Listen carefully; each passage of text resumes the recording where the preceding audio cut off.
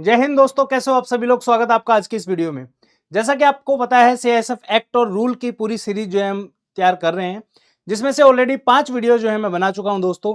इस सीरीज के अंदर ना सिर्फ एक्ट एंड रूल, उसके अलावा भी सीआईएसएफ के जितने भी इंपॉर्टेंट सेक्शंस होते हैं, इंपॉर्टेंट चीजें होती हैं, कब सीआईएसएफ बना, क्यों बना, कैसे बना, कितना एक्सपेंड हुआ सीआईएसएफ, हर एक चीज के बारे में हमने इन 5 पार्ट में डिस्कस किया है। अब जैसे जैसे आगे के पार्ट्स हमारे आएंगे, उसमें हम एक्ट एंड रूल के स्पेसिफिक सेक्शंस के ऊपर जो है क्वेश्चन करेंगे दोस्तों। स्वागत है आपका आज की इस वीडियो में। इस वीडियो में हम बात करेंगे पार्ट 6 के बारे में, जहां से क्वेश्चन स्टार्ट होंगे क्वेश्चन नंबर 51 से। चलिए शुरू करते हैं दोस्तों। वीडियो शुरू करने से सबसे पहले आप सब लोगों का बहुत बहुत धन्यवाद। मतलब मुझे उम्मीद ही नहीं थी कि इतने ज्यादा जो है आप इस सीरीज को पसंद करोगे दोस्तों।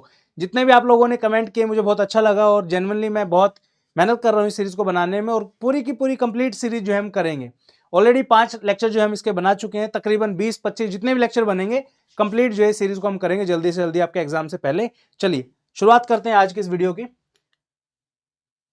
एक छोटी सी हमारी कम्युनिटी है सीआईएसएफ एएसआई एलडीसी की कम्युनिटी। तो इस व्हाट्सएप के ग्रुप को जो है आप ज्वाइन कर सकते हो। इसमें डेली बेसिस पे बच्चे प्रैक्टिस करते हैं, क्वेश्चंस भेजते हैं, हम भी अपनी तरफ से क्वेश्चंस भेजते हैं, और यहाँ पे आप जो है ज्वाइन कर सकते हो। ऑलरेडी 600 से ज्यादा मेंबर जो है इसमें जुड़ चुके हैं इस कम्युनिटी के अंदर। अगर आप चाहते हो इसको ज्वाइन करना, तो वीडियो की डिस्क्रिप्शन में जो है लिंक आपको मिल जाएगा, या इस क्यूआर कोड को भी आप स्कैन कर सकते हो। और अगर आप अच्छे तरीके से तैयारी करना चाहते हो सीआईएसएफ एएसआई एलडीसी एग्जाम की, तो संपूर्ण बैच है स्टडी फंडा का, आप जाके स्टडी फंडा ऐप से जो है इसको एनरोल कर सकते हो। बहुत ही शानदार है, सब चीज हमने बहुत अच्छे तरीके से इसमें कवर करी है दोस्तों। चलिए अब आगे बढ़ते हैं दोस्तों। सबसे पहला क्वेश्चन है आज की इस वीडियो का, क्वेश्चन नंबर 51। क्वेश्चन है, what is the role of CISF under section 14। ठीक है, जैसा कि आपको पता है सीआईएसएफ एक्ट के क्वेश्चन अभी हम कर रहे हैं फिलहाल। तो सेक्शन 14 के बारे में जो है यहाँ पे पूछा गया है। ठीक है, कि role of CISF under section 14 क्या है दोस्तों। धारा 14 के तहत सीआईएसएफ की क्या क्या भूमिकाएं हैं। पहला ऑप्शन है providing security to industrial undertakings, औद्योगिक उपक्रमों को सुरक्षा प्रदान करना। दूसरा ऑप्शन है मैनेजिंग रिक्रूटमेंट ऑफ ऑफिसर्स, अधिकारियों की भर्ती का प्रबंधन करना। Conducting audits of private firms, निजी फर्मों का ऑडिट करना। और चौथा है ओवरसीइंग डिपार्टमेंटल इंक्वायरीज, विभागीय जांच की देखरेख करना। ठीक है, अब इसमें से दोस्तों जो बी ऑप्शन है आपका, मैनेजिंग रिक्रूटमेंट ऑफ ऑफिसर्स, ठीक है, सीएसएफ के अंदर ऑफिसर्स की रिक्रूटमेंट का कोई काम नहीं है। ठीक है, जितने भी ऑफिसर्स हैं, सुपरवाइजरी ऑफिसर्स हैं आपके जितने भी, उनको यूपीएससी के थ्रू सिलेक्ट किया जाता है, और सेंट्रल गवर्नमेंट उनको सिलेक्ट करके भेजती है। तो ये तो आपका आंसर नहीं हो सकता है, तो कहां पर क्रॉस कर दो। ठीक है, नेक्स्ट है आपका conducting audits of private firm. ठीक है, सीएसएफ का काम सिक्योरिटी प्रोवाइड करना है, ना कि ऑडिट करना। तो इस ऑप्शन को भी आप एलिमिनेट कर सकते हो यहाँ पे। इसका जो करेक्ट आंसर आएगा दोस्तों, वो आएगा first option, providing security to the industrial undertaking. ये कहां पे दिया हुआ है, ये दिया हुआ है सेक्शन 14 के अंदर। जब आप सेक्शन 14 को पढ़ोगे तो वहां पे लिखा हुआ है कि सीएसएफ का जो है एक मेन काम क्या है, इंडस्ट्रियल अंडरटेकिंग जितने भी है आपकी, उसके अंदर जो है आपको सिक्योरिटी प्रोवाइड करनी है। ठीक है, अब इसके अंदर एक और सेक्शन ऐड किया गया था, सेक्शन 14A। आपसे सवाल है मेरा जितने भी, अच्छा एक चीज और है, इस वीडियो को देखने वाले बहुत सारे लोग हैं सीआईएसएफ एएसआई एलडीसी के लिए जो एग्जाम की प्रिपरेशन कर रहे हैं, वो भी हमारी इस सीरीज को फॉलो कर रहे हैं। एसी एलडीसी को जो लोग तैयारी कर रहे हैं, वो भी सीरीज को फॉलो कर रहे हैं, और भी काफी सारे एग्जाम्स हैं जो सीआईएसएफ के रिलेटेड हैं। तो आप सब लोगों से जो भी मैं क्वेश्चन पूछूं, तो आपकी रिविजन हो जाएगी उस तरीके से। क्वेश्चन जितने मैं पूछूं, उसका कमेंट सेक्शन में आंसर आपको जरूर करना है। ठीक है, एक क्वेश्चन मैं आपसे पूछना चाहता हूं कि सेक्शन 14 जो है सीआईएसएफ एक्ट का, ठीक है, उसके अलावा भी एक सब सेक्शन है उसके अंदर, सेक्शन 14A। आपको बताना है सेक्शन 14A किस अमेंडमेंट के थ्रू जो है ऐड किया गया था सीआईएसएफ एक्ट के अंदर। ये आपको बताना है, कमेंट सेक्शन ओपन है, आप जाके कमेंट कर सकते हो। ठीक है, चलिए अब बात करते हैं क्वेश्चन नंबर 52 की। Which section governs the responsibility of members during the suspension. कौन सी ऐसी धारा है जो निलंबन के दौरान सदस्यों की जिम्मेवारियों को नियंत्रित करती है दोस्तों। ठीक है, इसमें अलग अलग ऑप्शन है, सेक्शन 16, सेक्शन 14A, सेक्शन 18 और सेक्शन 20। तो इसका जो करेक्ट आंसर आएगा वो आएगा सेक्शन 16। सेक्शन 16 में जो है, जब मेंबर्स, जो फोर्स के मेंबर हैं, एनरोल्ड मेंबर जो होते हैं, उनको जब सस्पेंड कर दिया जाता है, ठीक है, ड्यूरिंग द सस्पेंशन उनकी क्या क्या रिस्पॉन्सिबिलिटी रहती है, वो हमें कहां से पता चलेगा, सेक्शन 16 से पता आपको यहाँ पे चलता है दोस्तों। ठीक है, सेक्शन 14A जो है आपका, ये टीसीएस से रिलेटेड है। टीसीएस क्या है, होता है आपका टेक्निकल कंसल्टेंसी सर्विसेज। ठीक है, यही मैं आपसे पूछ रहा था कि सेक्शन 14A को किस अमेंडमेंट के द्वारा जो है इंक्लूड किया गया था इस एक्ट के अंदर, वो आपको कमेंट सेक्शन में करके बताना है। ठीक है, चलिए आगे चलते हैं क्वेश्चन नंबर 53 पे। Under which section is technical consultancy allowed to private firms. ठीक है, निजी फर्मों को तकनीकी परामर्श किस धारा के तहत अनुमति दी गई है दोस्तों। ठीक है, सेक्शन 12 पहला ऑप्शन, सेक्शन 14 दूसरा ऑप्शन, सेक्शन 14A तीसरा ऑप्शन और चौथा ऑप्शन है सेक्शन 15। तो अभी मैंने जैसा कि लास्ट स्लाइड में आपको बताया, सेक्शन 14A जो है ये हमें बताता है किसके बारे में, टेक्निकल कंसल्टेंसी सर्विसेज के बारे में दोस्तों, ठीक है। टीसीएस भी इसको आप याद कर सकते हो, टी से यहाँ पे टी आ जाएगा, सी और यहाँ पे एस, सर्विसेज, ठीक है, सेक्शन 14A। चलिए नेक्स्ट आता है क्वेश्चन नंबर 54।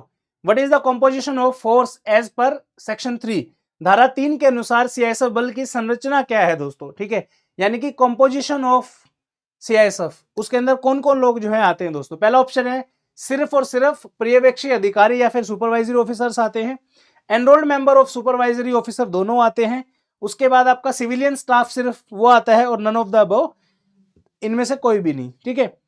तो इसमें इसका जो करेक्ट आंसर आएगा दोस्तों वो आएगा B option, enrolled member and supervisory officers, ठीक है। एनरोल्ड मेंबर मैंने आपको बताया था EMOF इनको बोला जाता है, दोबारा से लिख भी देता हूं मैं यहाँ पे, EMOF।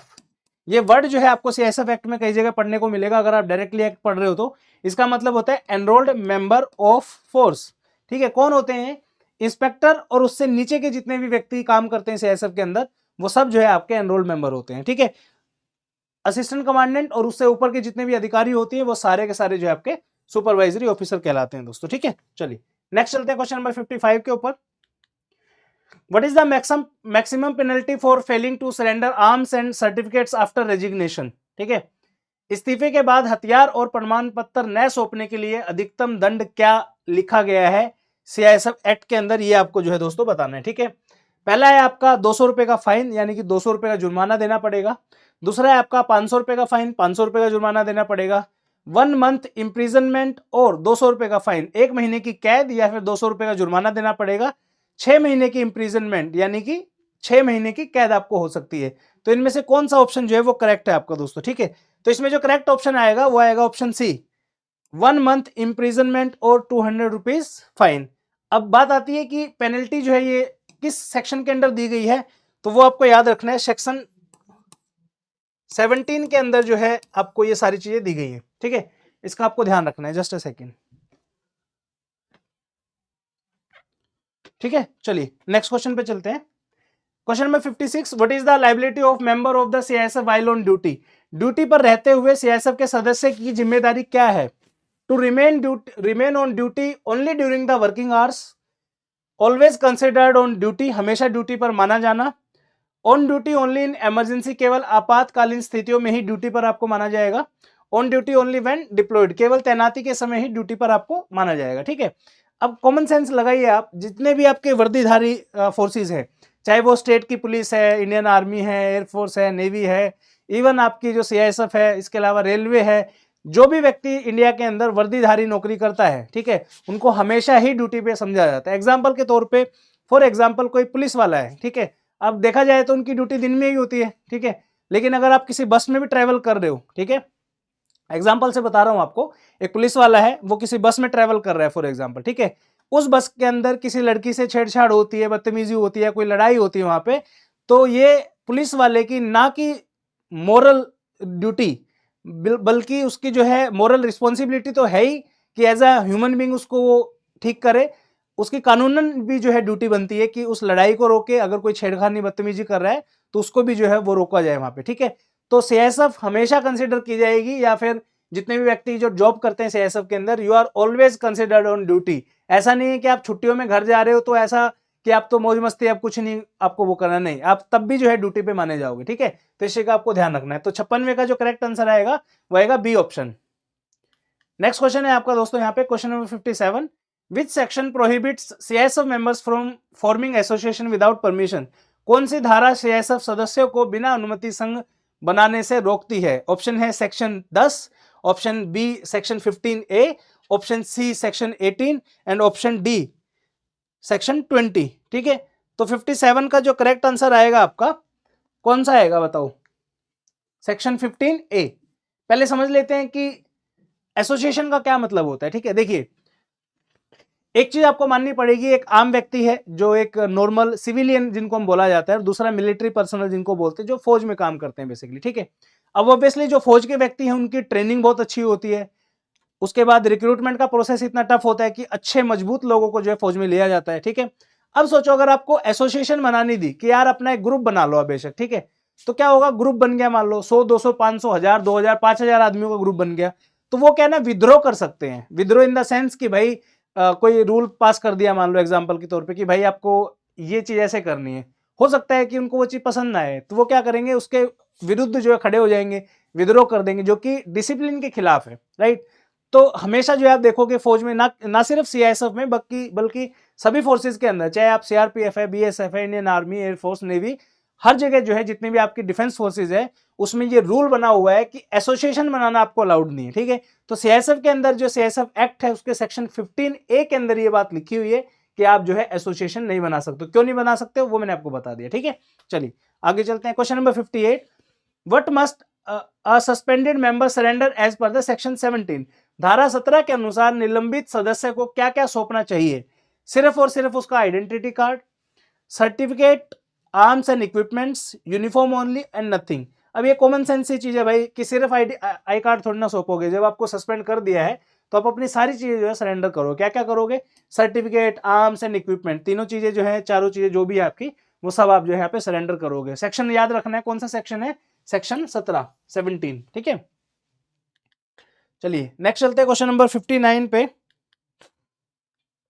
What is the purpose of section 22 in the CISF act, CISF अधिनियम की धारा 22 का उद्देश्य क्या है, डिफाइन पेनल्टीज फॉर मिसकंडक्ट, दुराचार के लिए दंड को परिभाषित करना, provide power to make rules, नियम बनाने की शक्ति प्रदान करना, आउटलाइन ड्यूटीज ऑफ मेंबर, सदस्यों के कर्तव्यों का विवरण देना, रिस्ट्रिक्ट एक्सटर्नल एम्प्लॉयमेंट, बाहरी रोजगार को प्रतिबंधित करना। तो इसका जो करेक्ट आंसर आएगा दोस्तों वो आएगा provide power to make rules, ठीक है। मेरा आपसे सवाल है कि सीआईएसएफ एक्ट के अकॉर्डिंग ये रूल बनाने की जो पावर है वो किसको दी गई है, ठीक है। आपको कमेंट सेक्शन में कमेंट करके बताना है जो रूल बनाने की जो पावर है, पावर टू मेक रूल, ये किसके पास है, सीआईएसएफ के पास है, सीआईएसएफ के डीजी के पास है, सेंट्रल गवर्नमेंट के पास है, प्राइम मिनिस्टर के पास है, प्रेसिडेंट के पास है, किसके पास है, वो आपको कमेंट सेक्शन में कमेंट करके बताना है दोस्तों, ठीक है।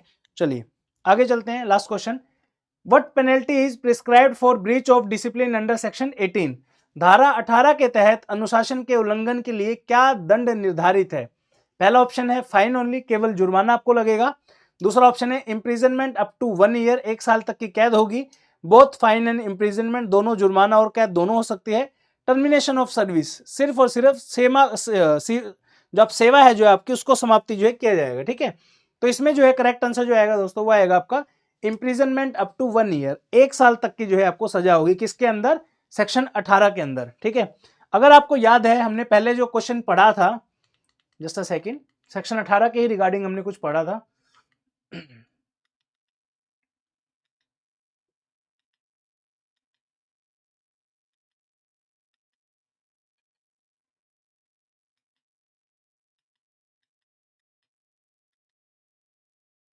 अच्छा वो आगे आएगा, सॉरी, सेक्शन 18 के रिगार्डिंग ही आगे आएगा आपका, ठीक है। तो इसका जो करेक्ट आंसर आएगा इम्प्रिजनमेंट अप टू 1 ईयर, ठीक है, 1 साल तक की सजा जो है हो सकती है। अब ऐसा नहीं कि 1 साल की होगी, कम की भी हो सकती है, अप टू 1 ईयर हो सकती है, ठीक है, इसी का आपको ध्यान रखना है। तो ये था आज की वीडियो का एंड, उम्मीद करता हूँ वीडियो आपको पसंद आई होगी। धीरे धीरे आप देखोगे इंपॉर्टेंट सीआईएसएफ एक्ट के क्वेश्चन हम सोल्व करते जा रहे हैं, सेक्शंस के ऊपर भी बढ़ते जा रहे हैं। अब नेक्स्ट कुछ वीडियो में जो है 2-3 वीडियो में और सीआईएसएफ एक्ट को खत्म करेंगे, देन हम मूव करेंगे सीआईएसएफ रूल की तरफ। सीआईएसएफ रूल की जो वीडियोस होंगी वो थोड़ी सी बड़ी होंगी क्योंकि इसमें समझाने की चीजें थोड़ी ज्यादा हैं और थोड़ा सा टफ पड़ता है CISF rules in comparison to CISF act. CISF act बहुत ईजी है, सिर्फ और सिर्फ 18-19 पेजेस हैं और 2-3 बार अगर आप पढ़ोगे तो आप इजीली उसको याद कर सकते हो। बट सीआईएसएफ रूल्स में थोड़ी सी मेहनत आपको एक्स्ट्रा करनी पड़ेगी, ठीक है, वो भी हम कराएंगे, डोंट वरी, चिंता करने की बिल्कुल आवश्यकता नहीं है। आशा करता हूँ पूरी सीरीज आपके लिए हेल्पफुल होगी। एक वैल्यूएबल प्यारा सा कमेंट जरूर छोड़ के जाइए कमेंट सेक्शन में कि वीडियो सीरीज आपको कैसी लग रही है, और कोशिश करूंगा कि जल्दी से जल्दी सीरीज को हम खत्म करें।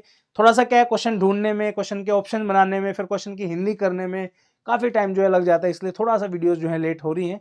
बाकी कोशिश करेंगे जल्दी से जल्दी इसको पूरा करने की। आज की वीडियो में इतना ही, मिलते हैं कल की वीडियो में, तब तक के लिए बहुत बहुत धन्यवाद। जय हिंद।